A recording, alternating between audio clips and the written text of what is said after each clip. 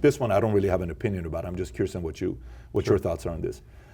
You're hearing a lot of things with, Area 51, Area 51, Area 51, Area 51, Area 51, aliens, all this other stuff. Hey, show us what's Area 51.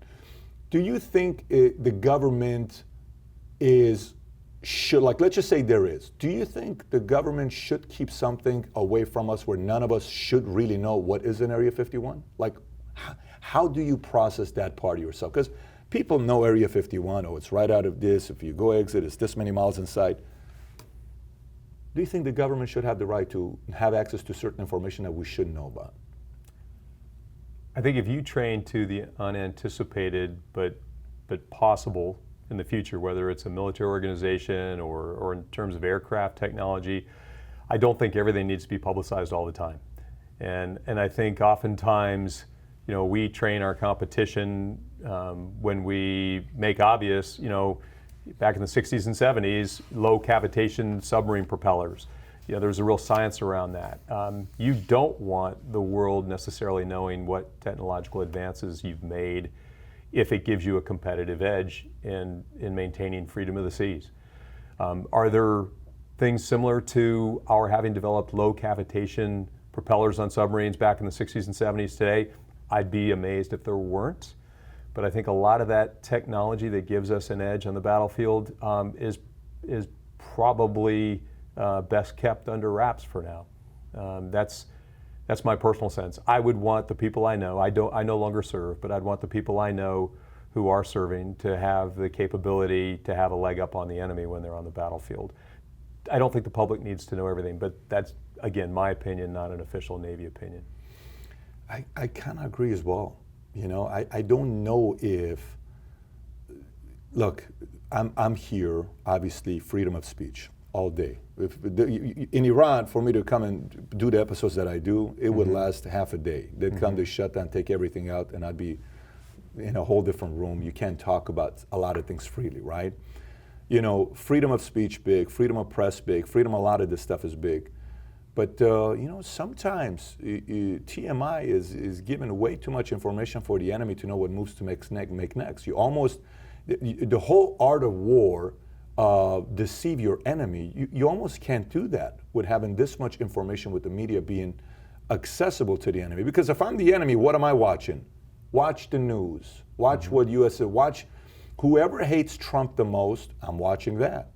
Whoever hates Obama the most when he's president, I'm watching that. Why? I'm going to get access to information because they have that. So, it serves us, and it also hurts us sometimes if the enemy has way too much information about what's going on. Funny question for you. Do you believe aliens exist? Do you think we've ever had aliens? What do you think? It's a great question. I remember being a 7-year-old camping, looking up at the sky. And numerically, I think it's almost scientifically arrogant for us to think that we are the one sort of chemical miracle in the universe.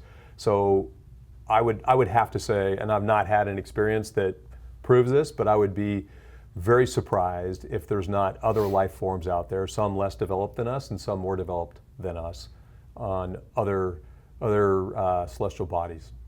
And do they travel and do other things? I don't know, but I'd be amazed if there wasn't such a thing. What's your sense for that?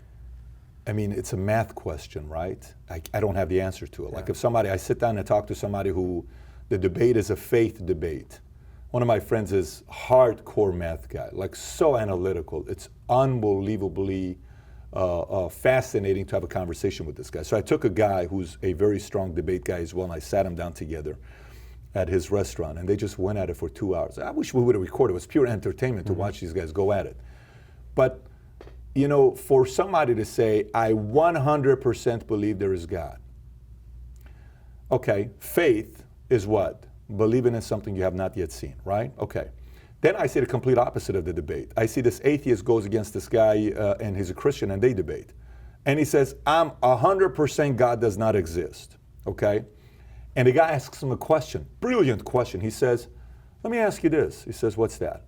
I said, you have a degree from Oxford, yes? Yes. You have a degree from Harvard, yes? Yes. You have a degree, you went also Yale, yes. Out of all the information in the world, how much of it do you think you know? What percentage? So the guy says, probably 25%.